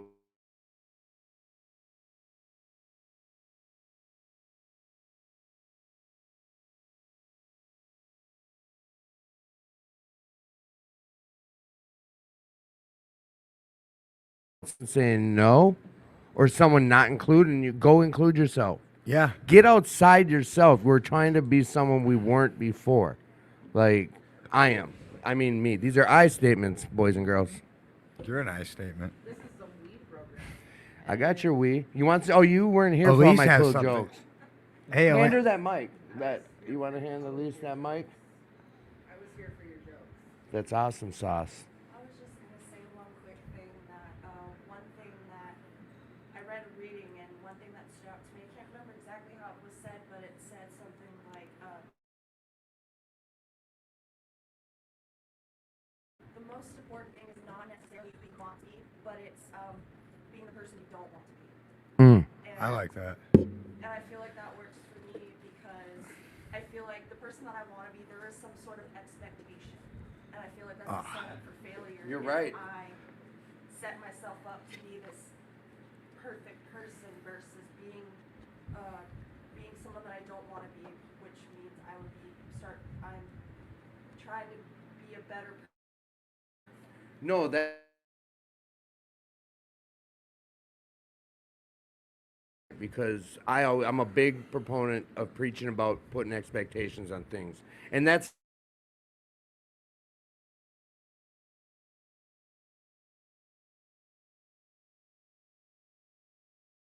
many facets to this. Like you're not staying in the moment. You're thinking about tomorrow. You're putting expectations on things to set up for failure that's going to only upset you. Like if you're striving to be, you know, some big whatever, you're putting these expectations. Yeah, we should have goals. That's not what we're talking about, or I don't believe that's what we're talking about. But who I don't want to be, it's so much.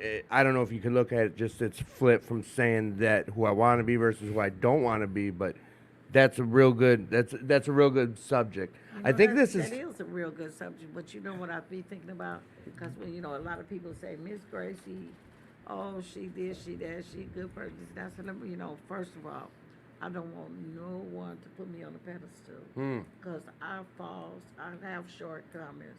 Hell I'm yeah. not perfect. I get that. I'm not. And I tell everybody that, you know, you might be amazed at some of the stuff I do, but don't put me that high up there. I don't want to be that high up there. I want to be stay right here with Right. everybody else. Well, because Oh, like, you're like I amazing. say about myself, I'm fucking crazy, and at the end of the day, I'm a drug addict, and that's and this is something that's how I know my friends, because my friends don't fucking put they check me, and B they don't put me on the pedestal. I get newcomers and people. Tim gets it too, and so do you. We all do at times. If you're Elena doing this probably thing, does. yeah. Cause I'll push you down. Anyways, not Elena. Everyone but Elena. No, But I'm that's just what happens. Elena gets it. She's a president of another organization. But people put look at yourself- us and they think we're but fucking put yourself perfect. here. Do this, And we're Tad. not. We're drug addicts. And you, we Miss. fuck up I want to and ask fall. you For this real. too, Miss Gracie. I can and be you. crazy. When you were in early recovery, the first time, Tad, the first time. Oh, man. And you saw Jason or Rusty, these people that let's just say you looked up to. Yeah. And for you, I don't know who it was, this counselor. Oh, maybe. man. Early recovery, there was these shiny Yeah. superstars that were just doing what you wanted. Like, did you put them on a pedestal and not Hell know yeah. it? Hell yeah. Yeah. I There you did. go. So you might be that person in Oh my some God. newcomer's eyes. See how this whole thing works? No, I get it. No, I get it. I And, get what you're saying, but It I happens. still don't want to be. Of that. course we don't. I mean, well, there was a point up here that after I graduated New Way and I was doing all the stuff I was doing, I couldn't. There were these meetings and all the back before COVID, all the New Way guys would come. And, like I had done a couple, and like Well, these yeah. guys would hang off of every word I'd said. That's why I quit speaking. well, and that's where Because I'm still insane. right. I occasionally I have a time. Well, not occasionally. I say shit that you should not do. You should not act. I act because I'm insane. I'm a drug addict. I'm not always perfect. And they were like following me, and I'm like, oh my gosh, this is bad. I need to shut the But fuck that up and puts never a lot talk of pressure again. on a person. And I see where you, Miss Gracie, wouldn't want that either. Like, they're putting you on this pedestal, and like Elena was over there piping up about, like, Sometimes it's not necessarily a pedestal though. But- sometimes when they come to a meeting and they see what people actually have, not Exactly. like possessions and stuff like that, but happiness, the faith, the yes. happiness, the being able to do things again in The life, Red Bulls. being able to buy a Red Bull, being able to have Yeah. money to do things. Like that's what they're seeing, and then they see that how happy you are and the smiles on your face and stuff like that, and you don't come in sad and crying and weepy, and they're They- sad, crying and weepy. Sometimes they just feel a little bit better about it, seeing that you're like Yeah. that, and then they're like, oh, someday I'm gonna be like that. But that's where it could go Right. back to just kind of like you two were both talking about, like, okay, we need to sometimes just be sticking to our meetings, our step work, our sponsorship, and not out here. But you know what? When you come in shining, you're shining. I was told to find and hold on to that person that you grab. You can just see those people that are shining. They've Isn't got it- that energy or that Don't you woo think in it's their eye. crazy though that where we all came from, and I'm talking about all of us. I'm including all five of us. Yeah. That people think that we have our shit together. I've heard it about every one of us that like, oh, you guys like, well, because it's not true. It's not true. In our eyes, Have my shit together? Yeah, people think that you're like this. You're the president of this. You have your shit together. I always laugh. I really, no. like how you I'm a said, cry. kind of like how you said, how you like how I have a lot of information to say. and, Me like, when you're too. talking about emotional stuff, and I'm just sitting there, I'm just like, shit, I fucking react on emotions too. it's easy to do. Hell It's yeah. our second nature. Like I found this the hard way, but what I really try to do is throw my feet in someone else's shoes. Which is hard sometimes. Yeah, I got oh. to remind myself all the Like- time. But you know, Ashley Covell, she give me a run for my money too, cause Yeah, I she like her. does. She have a lot of Oh, energy in it, and she do her. She loved doing her recovery. Mm-hmm. And before she started working, I used to be tired trying to keep up with her. She ain't been back on. Right now, Yeah, she is. I just want to point out that I'm hanging out with Ashley's best friend right now, and she's not. Is that Miss Gracie? Yeah. I hang out with Miss Gracie all the time. All without these Ashley. competitions. Listen. So you know what? Competition. I know we're down No. to 15 minutes, but we kind of I asked our guest to come to this podcast with a couple topics. We talked to Miss Gracie, and then we went off the rails from there moving forward. Mandy, You got anything you want to talk about? was there something before you we start wanted to wrapping bring up tonight, and we can spend a couple minutes on it? Oh gosh, put me on the spot. Sorry, my daughter texted me the word barbecue sauce, so I was. Is that like your Is that a safe code word? word? Is that a yeah? Is that a code word? She's her mother's. Yeah, it's her safe word. No, I have no idea. I have zero idea what I. She's just as weird as her mother, so I don't even try to make sense of the stuff that she does. Cucumber. No, this is the word of the day. Actually, the magic word is kumquat. Kumquat. Kumquat. Jambi. He just died 3 months ago. Well, is it kumquat? That's your safe word? No, Okay, so hey, do you have a I'm not gonna topic? give you my Hey, safe Kumquat, word. do you have a topic you wanted to share? Is about? that Mandy's new nickname? Oh, that's Mandy's new nickname. Kumquat? Kumquat. So hey, Kumquat, if you want to, we could share about whatever, bring up the topic if there was one you wanted to share about. Now's the time. Come You know, on, Mandy. it's funny. So I'm just gonna go off of something that Tad just said. You know, talking about people that have their stuff all together or anything like that. So here's one thing that I've been experiencing in recovery, and maybe I'd love to hear what other people have to say about it too. So like I said, I took the cotton out of my ears and I put it in my mouth, right? And a lot of the reason that I did that is, for lack of a better term, I got sick of feeling like I was part of the shit show. I had people that are like, oh, come on, smile up. Oh, do this, do that. And it's like, dude, don't sit there and say dance, monkey, dance to me and think that I'm going to do whatever you want me to do. And it was frustrating for me, right? I am not here to entertain people. Now, I can be an entertaining individual. And everyone here has seen me in those moments when I'm feeling it, I'm having a good time. But I also have taken like a huge step back on that because I felt like so many people push for that, and maybe it's some of the way that a lot of it ties into where I am in my journey. I've actually seen you say that to several people. Yeah. Like I've been standing next to you, and you've told people like set your boundaries when they cross your boundary. Like I've seen you do that. Yeah. So I mean, so that's something, and it's a struggle for me because I'm normally, I like being that person that, you know, just based on the activities that I have, it is entertaining, right? With the right people, we entertain each other. But like Pride Karaoke, like you were killing it that night. Like you were all over. You were bringing us and guests. exactly. And So that's like where you I were was at. shiny superstar that night. Like I don't know. Like there's got to be, like you said, boundaries. You're right. There's got to be You something. don't have no boundaries. And They go too far. I choose my audience with my personality will always remain the same. However, don't get that twisted with what my actions are towards you. I'm going to show up as me regardless, but if you come at me a certain way, you're going to get a certain type of reaction. Speaking of that, did you get my text message? Yeah, did you get my return one? No, I didn't. Oh. You guys, we can't have inside jokes on a podcast. No, Tad can read mine out loud if he wants to. Okay. So, Oh my gosh! It says you're the toaster to my bath. Oh, from who? Kumquat? Yeah. All right. So kind of sum up. Like, what's the topic you're bringing up, Mandy? What is that? So I guess some of the so for me, kind of finding the new version of me, when interacting with people, I have become so much more self-conscious, and that has not been someone that I normally been. Normally I just was kind of free-spirited, did my thing, and then I kind of realized how some of my actions came off to people.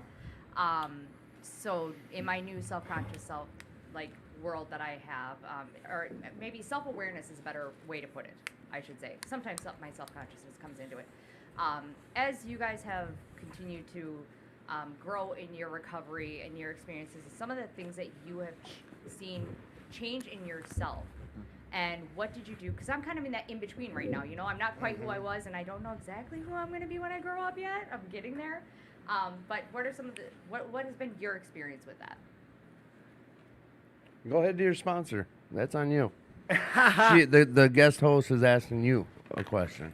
Could you rephrase that, Mal?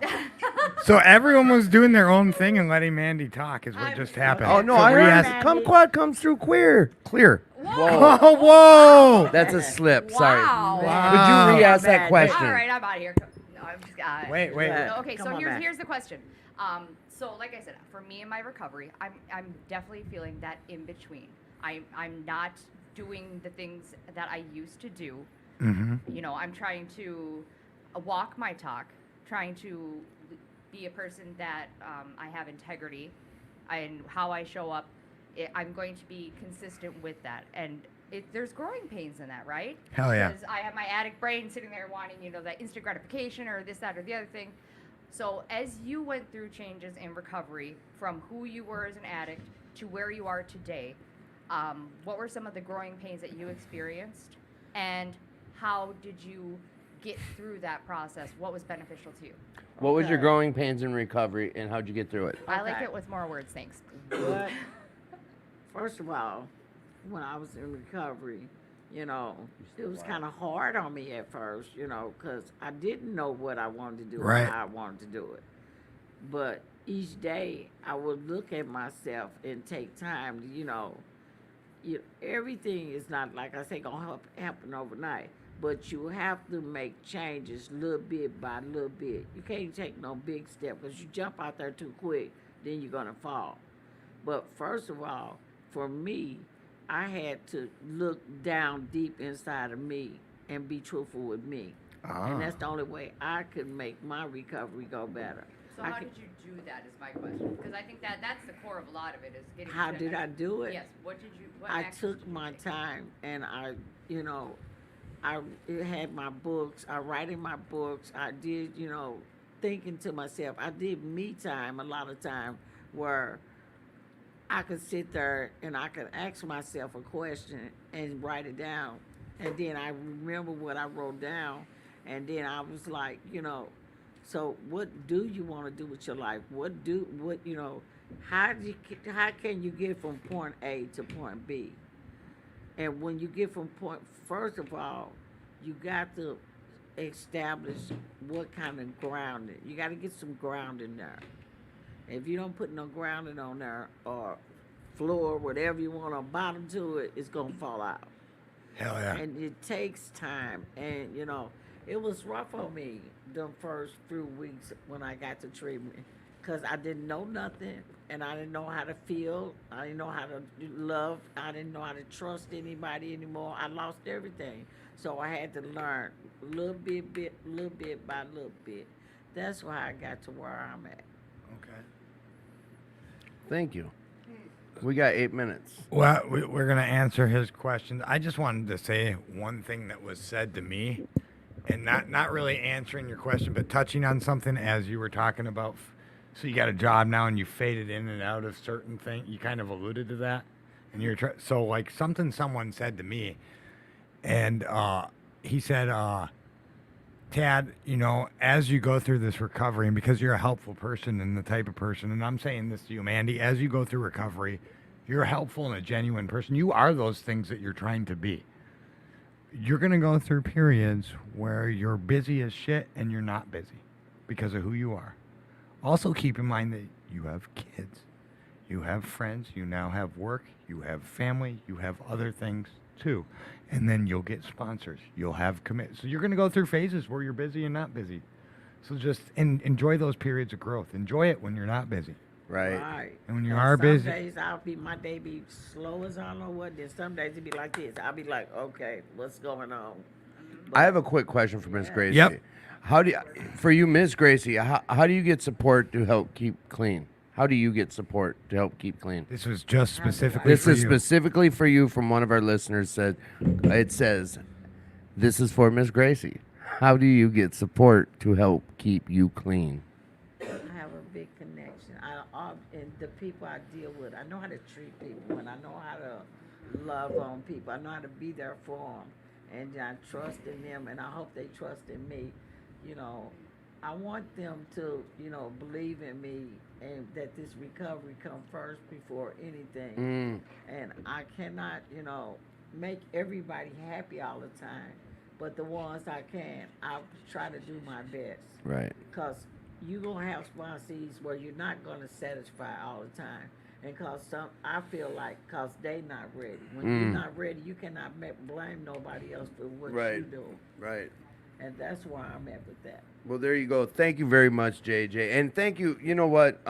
Bridge, Brenda, Matt, everyone who's been checking in and posting questions, we really appreciate it more than you can imagine. Yeah. Tad lets everyone know this is an interactive show, and we do appreciate you guys being interactive with us.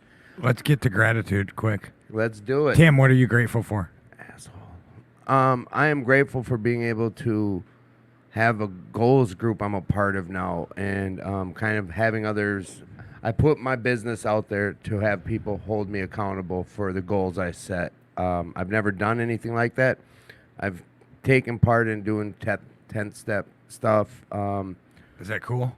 Yeah, this goals group I'm doing, it is for the simple fact that I'm not putting pen to paper, but I am finally writing stuff down, which is just hell yeah. another step. It's a text, and it's not even writing it. I'm speaking into my phone, and it's writing to these.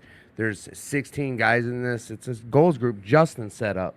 Justin yeah. R set it up, and these guys hold you accountable. Like, I share about my family. I don't even think I need to say it, but for the 39th week in a row, I'll let everyone know, like, I'm grateful for my mother.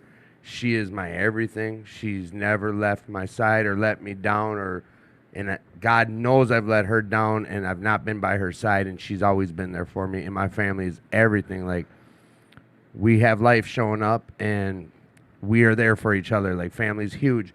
But back to what I'm really grateful for alongside that is this goals group thing. Like, I'm going on this, like, unbelievable trip, like, hopping on my bike and just smashing out by myself for, like, a couple 1,000 miles and He's meeting gonna be up with gone someone. for like 2 weeks. He just sprung that on me before the show. So that's something, but alongside that too, like in this goals group, like I put that out there to these guys about certain things, like just an example, not like, you know, I put things in there about being present or like making sure I reach out to 2 addicts today or things like that, and they'll hold me accountable the following day. Like, Tim, did you get your shit packed for XYZ? Did you, people will hold me accountable. Yeah. And I signed up for that when I got in this group. Some people don't want that. I didn't want that for a few years in early recovery because I still wanted my own bullshit to co-sign. Oh, hell yeah. So I'm grateful for this goals group. I'm grateful for being present. I'm grateful for my family, like above, and I'm just so grateful for that shit. So because it was thrown at me, Tad, what are you grateful for? I'm grateful for the present moment, my life and my recovery family. I'm grateful for my new friend that I've gotten to know. I'm grateful for a lot of things. Like I'm grateful that I've got to spend a little bit of time with you. I mean, Slam Jam was basically a practice we went and watched, but we got to hang out, and then I got to see it yesterday. We BS the whole time. Yeah. So, It's been a while since we just hung out, the two of us. I think it was at that Last- Wild game. Right. And then last night I got to see your face a little bit up at the meet. So like it's, and I see why now, because you're gonna. That's what I'm not grateful for. You leaving. Be No, grateful for that. Be grateful for that. So, I'm grateful for all my recovery family. Miss Gracie, what are you grateful for? I'm grateful for my family in St. Louis. I'm grateful for, my 2 brothers that, I love to death, but sometimes you have to stay away from your family just to keep the, the BS down and all the bull crap. People think, once you get into recovery, you think you change and think you're better than everything, but I am so grateful that my mind don't put me where I can be confused with, want to argue and be ugly and mean. I am so grateful that God didn't put me in a place where I'm safe. Hell and yeah. I can live my life again. Thank you. Elena, what are you grateful for? I'm grateful that it's the weekend. I'm grateful every Friday. I'm grateful for the same thing. It's the weekend. That's okay. It's the weekend. That's It's good. the weekend, baby. Week at work. It's been completely long, and I'd be even more grateful if my 2 teenagers would stop arguing. They're teenagers. Good luck with Good that. luck. I got a kid moving out in like 2 weeks, and they can't stop arguing. They're going on like a marathon. They're just gonna argue till That's they die. because they don't know how They to deal don't- with the separation. Yeah. Yeah, That's it's like what a it is. divorce. It's like they don't know how to deal with. They're gonna miss each other, so they just fight. Yep. Yeah. Well, I have a feeling one might kill the other one before they leave. And it's Well, then they ain't leaving. But yeah, I'm grateful. I'm grateful that tomorrow's Saturday. I have an amazing meeting that I go to on Saturdays, and fellowship. We go to fellowship afterwards. We always go get breakfast. I did it once. I went to the meeting and fellowship once. Yeah. So it's an amazing thing. If nobody has ever gone, you can always message me and I'll let you know where it is. It's a really good meeting. And It was. And there's always fun things to do on the weekends. There always is. I mean, it's amazing. Next week I'll share a few things that are coming up because there's some other stuff we didn't talk about that's coming up too. So, yeah. Mandy, what are you grateful for? I'm grateful that now I'm gonna have random people coming up to me and calling me kumquat. Kumquat. Yes! Thanks, Tim. I'm grateful for that. I'm grateful So- that Go ahead. I'm grateful that that's your nickname. Yeah, now. yeah, It just he's sounds really- so dirty. Like, hey, kumquat. Okay, so oh my I can't gosh, wait I'm gonna till make we're it even at worse. Will Here, Work and here. You This threw is- it out there. This is Yeah. okay, no, that's okay. It's all part of humility, being able to laugh at myself, right? So I'm gonna tell you, I said that word to somebody because I use that joke all the time, right? Then saying that that's the magic word of the day is kumquat, and my friend comes back at me and he's like, sounds like come and squat. So I thought terrible, two other dirty terrible, words. terrible, right? So he every time he saw me, he would say that. So now I get to have it in my recovery family now too. It's a lot out. Oh, I know. I can, yeah, if I need to, but Hell yeah. hold on. So Hold on. so now that we're done with that part of it, The joke. really, Now, what are you I'm grateful for? truly well, and I'm grateful for humor in life because if we can't laugh at the things that are That's going on right. around and laugh through some of the pain, no, shut up, Tad. I know this motion in that. Yeah, right. We better You be need to good with more humor. Specific context is Already important. short. What are you trying to do? All right, okay. I'm so- Anyways, glad that anyways. there's no video to this. Okay, so Gratitude. Anyway, what I'm truly grateful for, I am grateful for opportunities. I'm grateful for lessons, and I'm grateful for the blessings that come with the lessons that are learned. Hell yeah. Nice. Elise, what are you grateful for? I would have to say probably just the amount of chances that I've gotten to start over and live my life. Even though it's been difficult, I'm also very grateful that I get to see the beautiful things Nice. in life and know that it is worth living. Nice. Don't Beautiful. hold the microphone. So, next week we're gonna go right into buzzer beaters after I do this. Next week we got a wonderful show with Bridge and Sarah, Nice. and Elena and I will be here. Tim will not. Elena and I are gonna have a meeting. Apparently, Tim won't be here on Wednesday because he's gonna be on the road trip. So Justin, Elena, and we will decide if we're gonna have a guest host or if just me and Elena are gonna do it. You two can knock it out. Yeah, we're gonna do it, and we'll figure, So it'll just be me and Elena, and look forward to hearing more of Elena because that's what we've been asked. We've been told that we need a female voice on here instead of me and Tim being awesome all the time. Hey. We need someone to bring us down a peg and someone with elegance and grace like Elena. So look. Weren't we just talking about pedestals and not putting people on pedestals? So, and today's buzzer beater is going to be super simple. What's your favorite animal, Elise? Elise, favorite animal, quick. I like all animals. Perfect. Okay, perfect. Elena, what's your favorite animal? Oh God. I like cats. You All like right. cats. Mandy, kumquat's not an animal. What's your favorite animal? Panda. Panda. Panda. I have lots of animals, but my favorite animal is my cat. So Oh, all right, Miss Gracie, what's your favorite animal? I want me a puppy about this big. She's got about. Bitty She's puppy. showing 4 inches. Like, she wants it's like a a foot. She wants a a tiny deformed little midget. Shih Tzu. that'll fit in her bag. Yeah, I want me a puppy that'll fit in my bag. Oh, that was, I'm gonna buy me Tim, one. we too. wul going in a circle and you fucked up the circle. You said your cat. Yeah, you were next. Oh, I was next. Yeah, Yeah. you fucked it up. Well, you know. So we need 2 animals from you now. a black standard poodle. Oh yeah. Tim loves his poodles. Yes. Little known fact. All right. So that was a great show. That was awesome. Real quick before you end, I want to thank Miss Gracie and I want to thank yeah. Mandy. Hell You yeah. guys answered the call at like the last hour, and So they were Thank supposed. you. They were supposed to be on the show. I double booked. Tad double booked, and they were happens. supposed to be on the show on the 20th. And birthday they- show. Yeah, my birthday show. But I double booked, and I asked, and we didn't have a guest tonight because I underbooked and couldn't get a hold of it. Anyways, I asked them last night at about 10:30 Yeah. if they want. So I didn't even give them 24 hours notice. right.